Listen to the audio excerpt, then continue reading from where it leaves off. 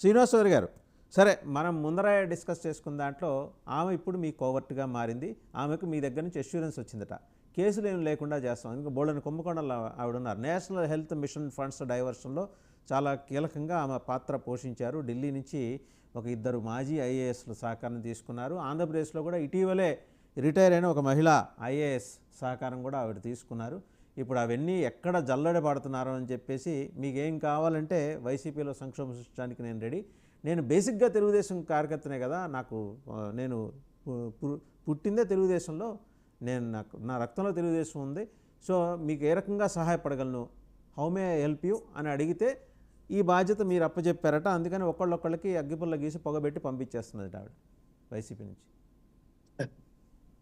అజాన్ గారు, మొదట మీకు 99 టీవీ ప్రేక్షకులకి, అమరావతి ఉద్యమ నేత పాల్గొండయ్య గారికి, బీజేపీ నేత కిరణ్ గారికి, జనసేన నేత అగ్ని గారికి నమస్కారాలు. రాష్ట్రంలో పరిణామాలు ఒక రకంగా బాధ కలిగిస్తున్నా ఇంకో రకంగా ఆశ్చర్యాన్ని కూడా చూపిస్తావు. మీరు అన్నట్టు విడుదల రజనీ గారు పార్టీని వదిలేస్తారా, బాలినేని శ్రీనివాసులు కాంగ్రెస్ లో చేరుతారా, లేదంటే విజయవాడ నగర ముంపు కారణాలు ఎవరు, దాంట్లో రాజకీయాలు చేసేది ఎవరు, ఇలా అంశాలను పరిశీలిస్తుంటే ఊరంతది ఒక దారి అయితే ఉలిపిపెడది ఒక దారి అన్నట్టు జగన్మోహన్ రెడ్డి గారు నిన్నేమో ఒక నిందితుని కలవడానికి జైలుకి వచ్చాడు. బహుశా విజయవాడకు వస్తాడని ఎదురు చూశారు. మరి ఇంకో నిందితుడు రాలేకపోయాడు. ఒక నిందితుడు ఇంకో నిందితుని కలవడానికి పోయాడు. సరే, వచ్చిన తర్వాత ఏమైనా చెబుతాడా, ఏమైనా సాయం చేస్తాడంటే ఆయన ఒక మాట అన్నాడండి, అది గమనించారో లేదో చాలా మంది మీకు కూడా వచ్చి ఉంటారు. మిమ్మల్ని అందరినీ జైల్లో వేస్తా అన్నాడు. అదే కదా? అలాగా సార్, మీరు రెడ్ బుక్ రాశారు, నేను బ్లడ్ బుక్ రాస్తాను అంటే అది అర్థం కాదు. చాలా టకాని చెప్పాడు ఆ ఓడు. బ్లడ్ బుక్ అంటే మీరు ఏదో ఆఫ్టర్ ఆల్ ఎర్ర బుక్ల పేర్లు రాసుకున్నారు, నేను రక్తాక్షరాలు నేను తీసిస్తాను. రామ్ గోపాల్ చరిత్ర అంతే అది అని చెప్పాడు ఓపెన్ గా. ఇది చాలా మంది పర్టికులర్ గా పాయింట్ కాడ నిలబడి చూస్తే తప్ప అర్థం కాదు. సో ఈ రక్తాక్షరాల లిఖితం ఎలా జరుగుతుందనేది చూస్తుంటే ఆయనకి ఇచ్చిన స్క్రిప్ట్, ఆయన చెప్పిన మాటలన్నీ కూడా మీడియా ముందు చూసిన మాటలన్నీ కూడా చాలా ఫ్రస్ట్రేషన్కి వెళ్ళి మాట్లాడాడు. మరి ఆయనకి పాస్పోర్ట్ రాలేదని ఫ్రస్ట్రేషనా, లేదంటే నాకు గుర్తింపు ఇవ్వలేదని ఫ్రస్ట్రేషనా, లేదంటే పార్టీ ఖాళీ అయిపోతుంది ఎలా కాపాడుకోవాలని ఫ్రస్ట్రేషనా, అర్థం కావట్లా. ఏదేమైనా సరే దాదాపు ఇంచుమించు 180 స్టేలు 11 సంవత్సరాలుగా వాయిదాలకు పోకుండా 320 పిటిషన్లు వేసుకొని కేసుల్లో నలుగుతున్న వ్యక్తికి పాస్పోర్ట్ కేసు గుర్తుంటుందనే విషయాన్ని కోర్టు గుర్తు చేసింది. ప్రజావాణిజ్యాల్లో మీ కేసు ఉందండి అంటే అవునా నిజమా అనే కథ అయిపోయింది అక్కడ. అంటే ఎన్ని కేసులు ఉన్నాయో తనకు తెలియదు. సో ఇన్ని కేసులున్న ముఖ్యమంత్రి, మాజీ ముఖ్యమంత్రి ఈరోజు చిలక పలుకులు పలుకుతున్నాడు విజయవాడకు వచ్చి.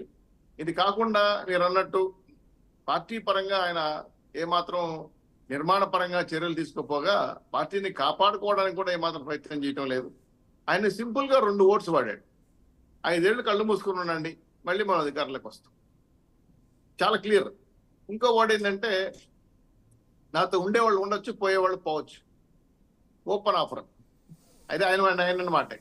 ఇది చూసినప్పుడు ఈయన పార్టీని ఎప్పుడు నిర్మించలేదు సార్, ఎందుకంటే వేరే రాజకీయ పార్టీ చించుకొని వచ్చాడు.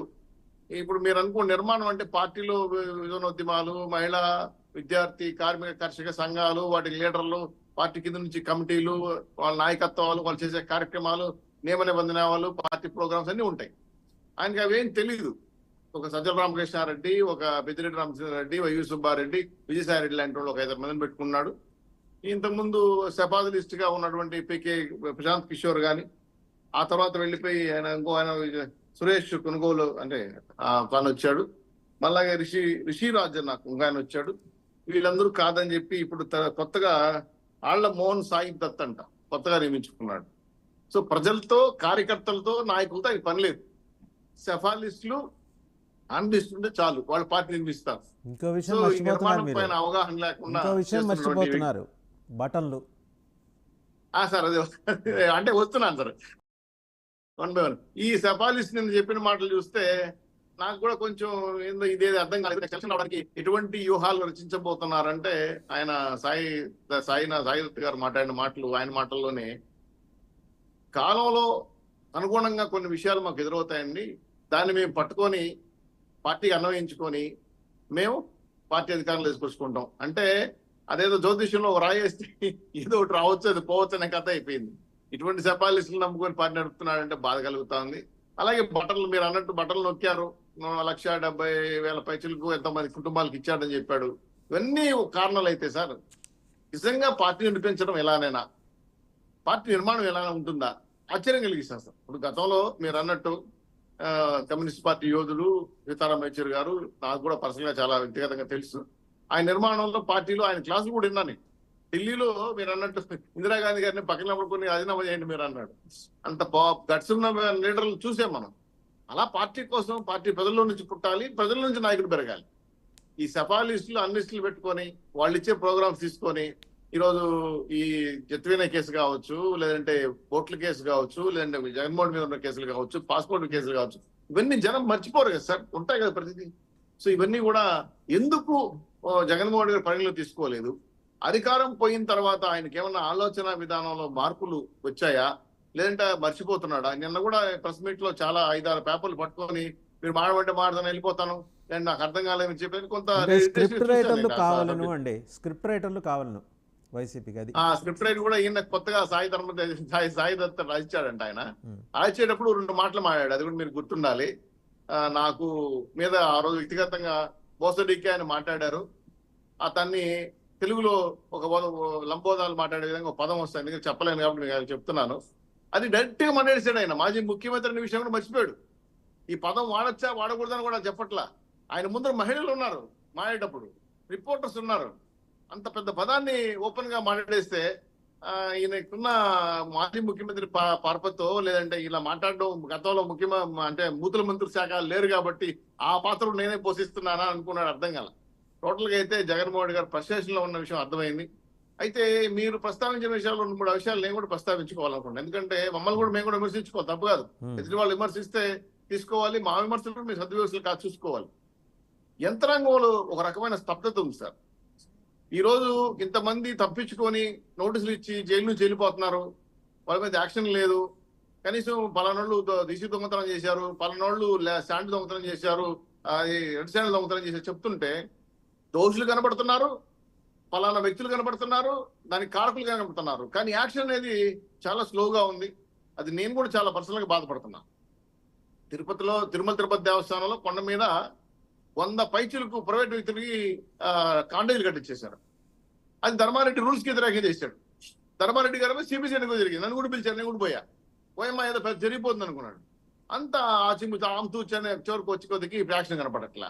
ఇట్లా ఐపీఎస్లు చాలా మంది, నిన్న ఒక ఆయన ఐపీఎస్ ఊర్లోనే లేడంట, తలుపుకి ఏదో కట్టి ఇది నోటీస్ వచ్చారు. మీరు ఆఫీసర్స్ చేస్తున్నది చెప్తున్నారు కొండ మీద. నేను ఇంకో విషయం చెప్పనా, ఇంకో 6 నెలల వరకు ఎలాంటి లెటర్స్ లేవు. ఆల్రెడీ మీ ఎమ్మెల్యేలు ఇచ్చేశారు. ఇంకో 6 months వరకు వైసీపీ హయాంలోనే డబ్బులు పెట్టి కొనుక్కునే వాళ్ళు. ఇప్పుడు ఆ అవకాశం కూడా లేకుండా 6 నెలల పాటు రాసి ఇచ్చేస్తున్నారు మీ ఎమ్మెల్యేలు. చెక్ చేసుకోండి, నేను అంటాం కాదు, మీరు అక్కడే ఉంటారు. 3 పార్టీల ఎమ్మెల్యేలు.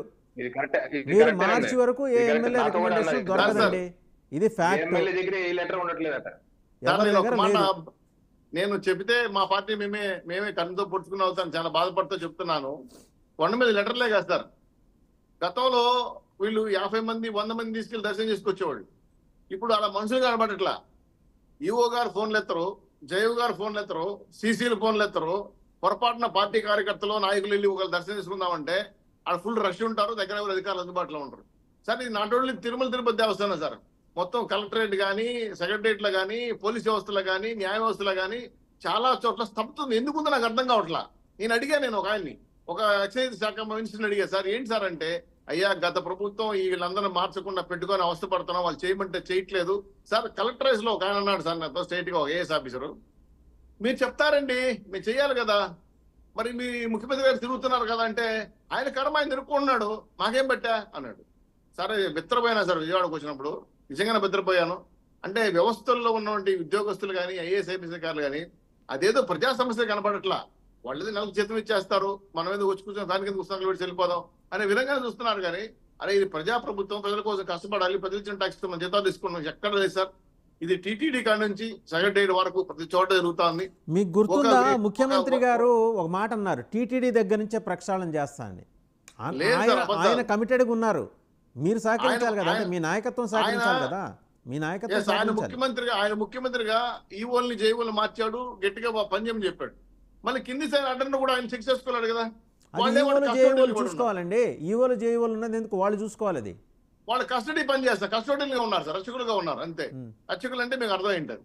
ఇది సాక్షాత్ నేను కిరణ్ ఉన్నారు కూడా మాట చెప్పదలుచుకున్నా. మన ఆరోగ్య శాఖ మంత్రి సత్యకుమార్ గారు మా చిత్తూరు జిల్లా డిఎంహెచ్ఓ అనిమైన ప్రచారం జరుగుతా ఉంది, భారీగా మత మార్పిడి జరుగుతుంది చిత్తూరు జిల్లాలో, మా జిల్లా పక్క జిల్లాలో, విత్ ఎవిడెన్స్ తో వాయిస్ మెసేజ్ తో ఆయన డీటెయిల్స్ ఇచ్చా. కంప్లైంట్ నేనే పర్సనల్ వ్యక్తిగతంగా మా ఊరికి వస్తే ఇచ్చా. విఠల్ గారు కూడా ఈ విషయం పైన వాళ్ళ అధికార ప్రతినిధి ఆయనకు కూడా ఇచ్చా. ఇద్దరు వెళ్ళి డిస్కస్ చేశారు, నేను చెప్పాను. నో మోర్ యాక్షన్స్ డైరెక్ట్ గా మాట్లాడాను నేను. ఆవిడ అన్నది చిత్తూరు జిల్లా ఎమ్మెల్యే, చిత్తూరులో ఒక ఎమ్మెల్యే అడిగితే ఏమంటే మీరు ఆఫ్టర్ ఆల్ ఎమ్మెల్యే జిల్లాధికారి ఏం పీక్కుంటారన్నారు. ఇదే వర్డ్స్ వాడింది. సరే మేము ఎక్కడున్నా మాకు అర్థం కావట్లేదు. జగన్మోహన్ రెడ్డి గారి ట్రైనింగ్ అది. మరి ఎవరైనా సరే ఏం పీక్కుంటారని అందుకే ఎవరైనా ఇప్పుడు ఏం చేయాలి, వాళ్ళ ఇప్పుడు ఎమ్మెల్యేలు, ఏం వాళ్ళ చేయాలి, మన మంత్రులు, వాళ్ళ అధికారులు. బాలకోట గారు చెప్పినట్టు కొర్ర ఎత్తుకోలేము, చర్నాకోలు ఎత్తుకోలేము, రెండుకి అడ్డాలి. ఎందుకంటే ప్రజా పోరాటాలు, కార్మిక హక్కులు, ప్రజా సమస్యలు వస్తాయి. సో ఇప్పుడు మనం చర్య తీసుకుందామంటే సస్పెండ్ చేసి రిమూవ్ చేసి అంటే ముందు ఒక దగ్గర తీసుకొచ్చి పెట్టాలి. ఇంతకీ కలెక్టర్ అన్నాడండి డిఎంహెచ్ఓ తీసేస్తే ఇంకో డిఎంహెచ్ఓ లేడండి మా జిల్లాలోని అంటే ఇంకా ఆమెనే భరించాలా మేమా?